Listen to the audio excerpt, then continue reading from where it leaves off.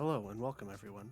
Today we are going to go over the contents of the ESTeem pole mount kit and how to use the kit to pole mount and weatherproof the radio.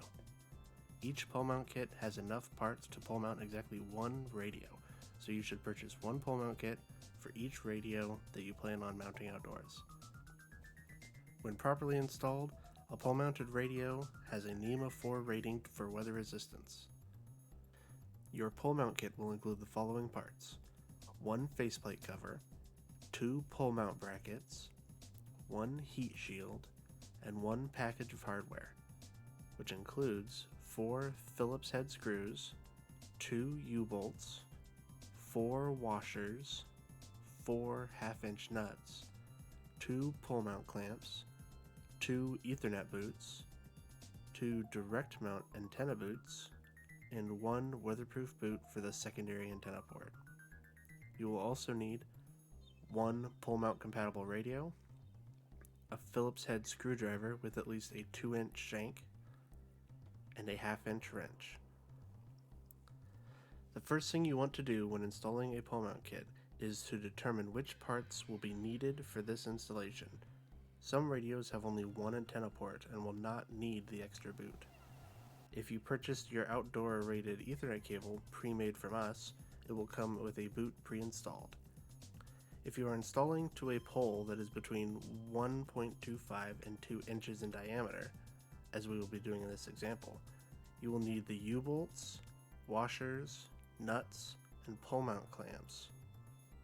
However, if you are installing the radio to a pole larger than 2 inches, that will require banding, and you will not need those parts.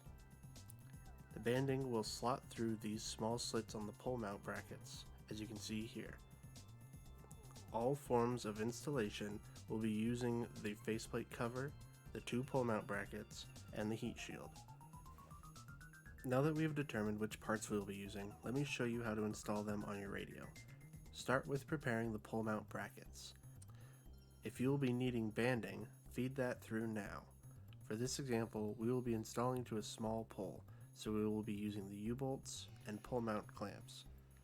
First, remove the nuts and washers from each U-bolt, then slide the U-bolts through the inside of the pole mount bracket as shown.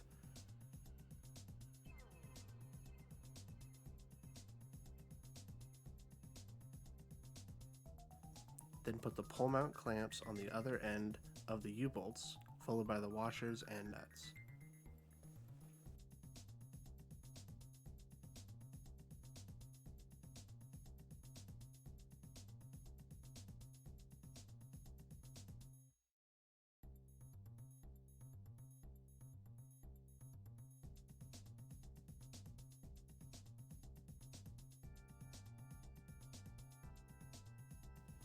The pole mount brackets are ready to go, but before we install them, we must first ready the radio.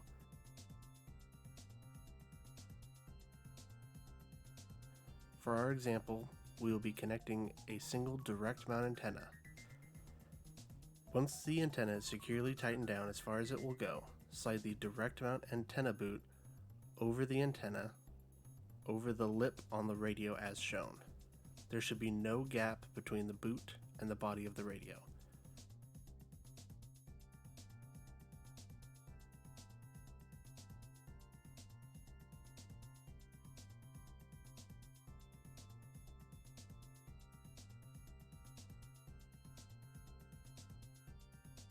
Remember, when using the secondary antenna port boot, to remove the protective pink cap, as that cap will not allow for a proper seal. Next, we will be attaching the pole mount brackets and heat shield to the body of the radio. First, take the 4 Phillips head screws out of the hardware bag and set them aside. We will need these shortly. Take your heat shield and notice that the holes on the shield are not directly in the center. This is intentional, and we want it orientated with the shorter side closer to the Ethernet ports on the radio.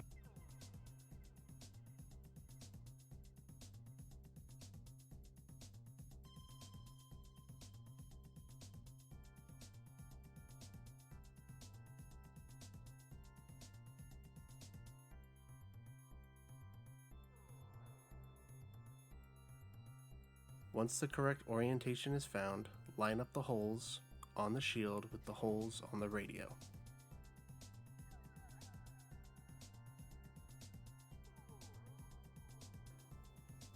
There should be a gap between the heat shield and the top of the radio.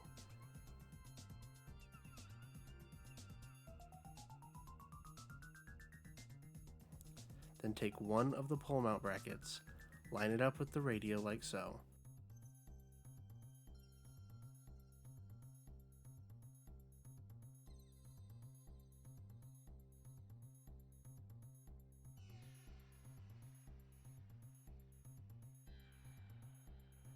Then take your Phillips head screwdriver and screws, feed them through the top of the heat shield into the arms of the case, and tighten as shown.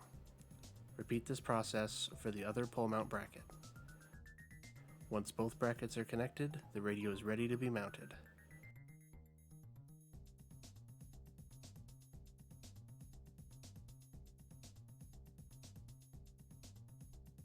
Before we mount the radio, let's first prep the faceplate cover and cable. You'll notice the shape of the faceplate cover is not a rectangle and actually has one side smaller than the other to match the face of the radio. This helps with only allowing one correct orientation for the faceplate cover. You may notice that the open port is opposite to the Ethernet port that you want. This is by design. The faceplate cover, while primarily offering waterproofing, also acts as a strain relief by routing the cable through the center of the cover like shown.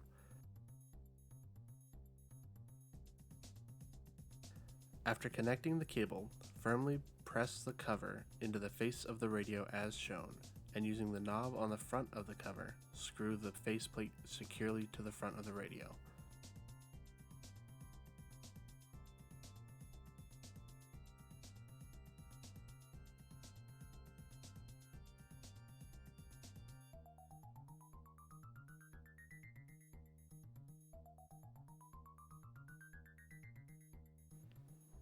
Now that we have the parts assembled, let's see what it looks like installed and ready to go.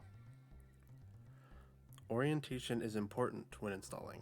The radio and pole mount kit were designed for water to flow off the case when the antenna ports are pointed upwards towards the sky. Using the 1/2-inch wrench, tighten the nuts on the back of the radio's pole mount kit to secure it to the pole. Remember that when installing a radio on a pole, the antenna should be at the highest point.